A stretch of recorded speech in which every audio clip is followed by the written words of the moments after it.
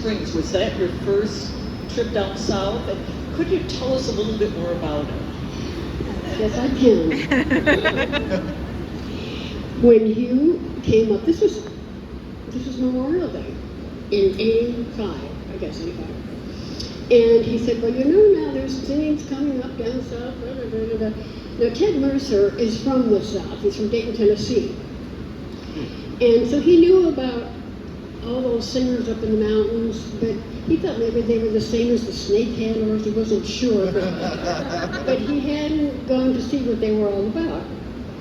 Anyway, the reason he came to Milltown School, because he thought, well, now here's a way to find out what that music is about without, going up into the hills. So, where was I? Oh, talk about house. Oh, that's right, house tours, that's it. So Hugh says, well, there's singing coming up, there's a big national convention coming up, and you should get on to that. That had started about 10 years earlier in Birmingham. So we're like, oh, yeah. So a dozen of us at least planned to go down to the national convention. Well, we had like 2 weeks between then and our little Memorial Day singing and then the national. So a few days after our funny little convention ended, Ted calls me at work and he says, Judy, he was talking about those little singings and those little white churches, out in the country. I said, yeah. He says, there's one coming up this weekend. He says, what would you say if we, just kind of, went down there? I said, oh, that's silly. We're just going to the National next weekend. And we were, a week goes by, and I said, well, how do you think I could do it? Well, Mary Rose O'Leary, Owen O'Leary, happened to work at Space Travel at that time, and she was one of the singers. And he says, well, I have a couple of tickets lined up for Atlanta. So I said, oh, okay. So Saturday morning we were on a plane to Atlanta, got off, rented a car, raced over to Holly Springs. It's hotter than Georgia. And we snuck sheepishly inside the church building. Hugh McGraw looks up from the pulpit and says, I knew you was hooked. And we were extremely nervous. There was no two ways about it. Well, could you tell us a little bit more about Ted Mercer and your adventures? I seem to recall that at one point the two of you got lost in the Sipsey Swamp. That was much later. Ted had a guy's unerring sense of direction. I mean, I can get lost in a single room, but most of the guys I know can just get in a car and somehow unerringly find their way places before, GPS.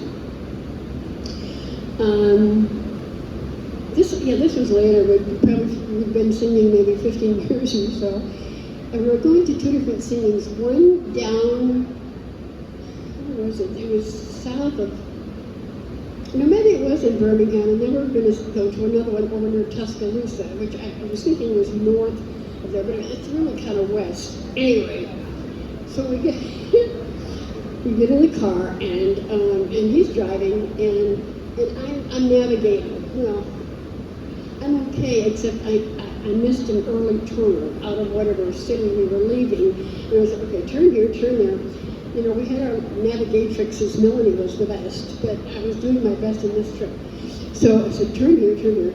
Well, all of a sudden, we're not on the road that it says we should be on to get where we're going. So he's, depending on his, natural bump of direction, he keeps driving and driving. The sun goes down, and the sun really goes down. And all of a sudden we're driving around, and at the side of the road we see water. And we hear bump, bump, bump, bump, like we're on a wooden bridge, and you think, okay, so he's driving and driving, and we're looking at a historical marker. It's like such and such and such, and we're continuing to drive, and he's trying to find his way around. Pretty soon we come to the historical marker again, but this time it's on the other side of the road. And he realizes we're going in circles in this swampy place. not long before that, the movie Deliverance came out. And I didn't really know about that, but of course he did. So he's kind of freaking out, and he managed to find his way out, because, you know, back in those days, it was probably just drugs and, you know, who knows what. Anyway, yes, we escaped. But it's probably the only time in the 40 years I know him he got lost, though. But because I was directing him.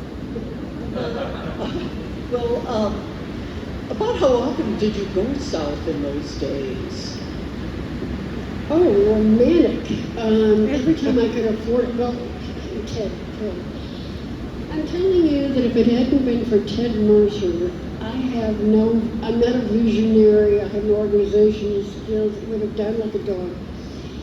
But he was a visionary, and on top of that, 30 years later, I learned not only did he play chess, he was a chess champion. And I didn't realize that, even though he'd been moving me around like his favorite pawn from singer to singer.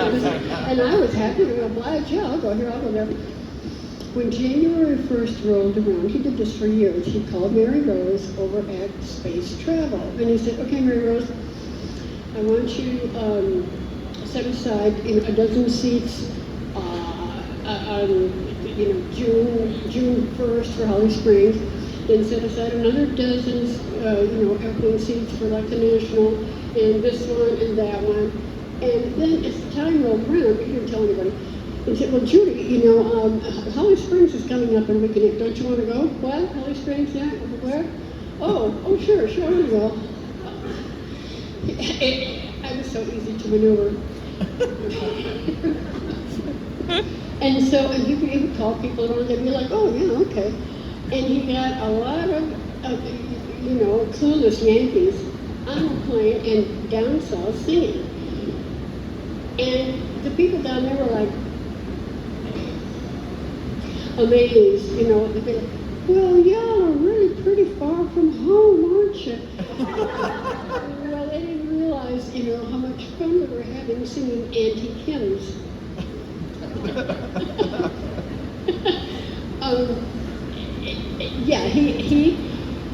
He maneuvered and orchestrated the Chicago group until it was bigger than this. I should talk about the newsletter for just a moment. How many newsletter slaves are sitting in this room? Yeah. The newsletter went, this is before the internet, if you can imagine such a time. The newsletter started like in '85, right away. We wanted to, keep touch with all of our far-flung singers in the Midwest, and even in the South. So we started in about '85, and it probably went till the middle of the mid-'90s when the internet did take over and wasn't nearly as much fun. But he had that mailing list up to 3,000 or 4,000 at one point. We finally said, Ted, that is enough. These people aren't coming. They don't care. We're erasing your name off the mailing list. My friend Sienna said, you mean like a paper newsletter that you took to the mailbox? I said, oh yes, thousands of them. And as a matter of fact, our friend, some of you know Kevin Isaacs of Maryland, a brilliant young man who has decided to put them online. Oh. And so I had a fire, I had a flood, I had this, I had that, and I'm scrounging around trying to find all of my copies, and I know I don't have them all. If anybody here thinks they have all the copies of the Chicago newsletter, please see me, because I want to feed them to him so he can deal with copies that haven't been going through a flood. I have most of them, but I know I don't have all, particularly the early ones. That's how we communicated, and the newsletter was a lot of fun. We got a lot of people writing in with all kinds of interesting things, and a lot of nonsense, that I put in. It's like trees, though. But it was music, and Ted, got it.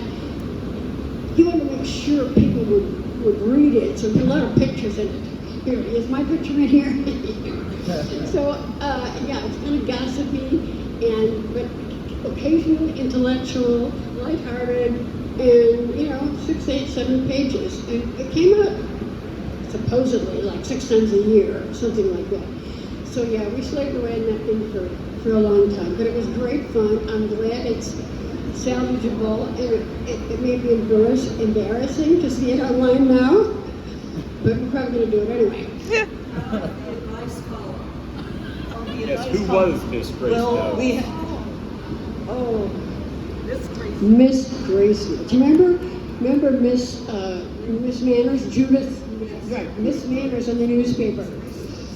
Miss Grace Note. So we had, and it was only a couple times, and of course, it was written by the best writer who ever contributed to us, and who knew a lot about Sacred Heart. Miss Grace Notes gave us all kinds of etiquette, Sacred Heart etiquette, how to behave at singing in the most gracious,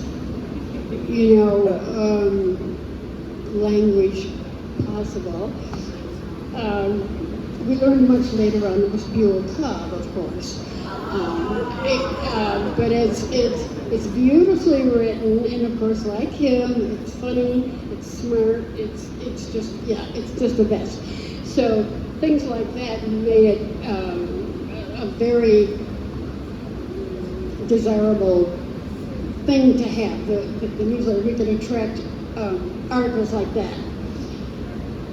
now, talk to something about going down south and meeting the singers there, and I'm wondering, how did you grow the Sacred Heart community in Chicago itself? How did you get to the point that you were having conventions with hundreds of people? Ask Ted Mercer. he was a visionary. He was I don't know how to describe it. And he was a chess player, and he went off the deep end about Sacred Heart the way I did, although I said his organizational abilities and his ability to just make it seem so ridiculous for you to say no. If he said, "Don't you want to go to the singing?" He said, "Well, yeah." So he got a lot of Southerners to think, well, who are all these crazy people up north that want to sing Sacred Heart, why would they travel so far away? Well, he batted his big blue eyes at the ladies down there. Ruth Brown, who traveled around with her bus, she traveled to the New England every year until he dragged her to New England by way of Chicago. They would go up to Atlantic City and to the New England Convention, and he wove his blandishments to, Ruth Brown, and all of a sudden, we were in Chicago, we were in downstate in Charleston. So they started to realize that it was fun to come up here. We made sure it was fun, that they enjoyed themselves, and they did. It's a fun group of people.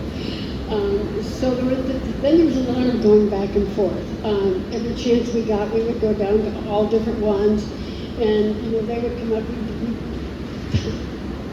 92. Mary Rose O'Leary got married in 1988, and she was in Chicago, but she went back home to California to be married, and she and Carolyn Dacey, and I don't know who all, decided that all these disparate groups in California that were singing Sacred Heart in a strange competitive way, they did. They were like in competition. Well, they sing weird. But no, they sing weird. They decided there should be an all-California convention associated with Mary Rose's wedding to Steve O'Leary. So they did that, and a bunch of us went out, and I'm walking during the reception or after the wedding, so I'm walking down Moon Hall, and Ted Mercer is there, and he's talking to Hugh McGraw, who also came down. So, they got their heads together the way Ted would do, and I heard Hugh say, "Well, you may as well. You can't get anybody down south to take it." And I thought, what is he up to now? Well, what he was up to was bidding for the United Convention, which had never left the South until he got it. So he says, well, you could get anybody down south to take it. It's a lot of work. It's a big traveling convention, right? And we know how much work it is, and how much expense. So within a year or two, Chicago hosted not only the Midwest in May, but hosted the United in September. And we had a huge crowd both times. 400, it was amazing. And twice in the same year, and we're cooking our heads off. Marcia is cooking her head off, and she loves cooking for huge crowds, but she said, Ted, don't ever do that again. I think 92. I think it was 92. I think it was early, yeah, fairly early on. Don't ever do that again. And he never tried to mount two huge conventions at the same time. He would have loved to. Judy, since we're talking about cooking, I'm going to deviate from my notes a little bit and ask you to tell us about your sister Melanie, if you can. The marvelous Melanie. Marvelous Melanie, who did not push herself forward and who stayed in the background, and who was. I just lost Melanie to Alzheimer's about 2 years ago. She fought it for 15 years. And she started singing in 1985. 85. No. Yeah. She was, she wasn't right away, right, but yes, very early on. And she began to display her voluminous talents immediately. She's a talented musician and a talented artist, a talented cook, a talented gardener, a talented seamstress. She do everything I could never do. So she sat in the background. She did magnificent artwork for our posters, back in those days. She would bring tons of delicious stuff, almost as much. Well, she and Marcia liked to cook together. This was a treat for them. So the Midwest is coming up. Melanie would go over to Marcia's house, and they would get these monster pots out, and they would start to cook. And she and Ted Johnson held down the front of the treble bench for years. I keyed, and I did a little keying when I figured out how. I did a little keying in those days, and I keyed to Ted and Melanie. I would look at them after every song, and I would look at them after the notes. And if their faces were purple, I knew I would mess up. And then I would drop the pitch. But I tried to make sure that when Ted and Melanie were at the very top of the range, before they hurt themselves, the rest of the class sounded great. And they had two very different qualities. But when they sang together, it created a tone, and neither one was ever off key. I mean, they were just right on. You all know. We lost so much. And then, of course, then she became a secretary. In my house, I have a banker's box full of her and treasurer.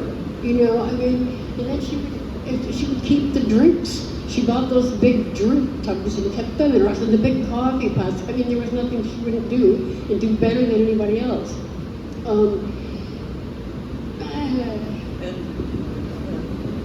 And always as much behind the scenes as she could. She did not want to be front and center at all.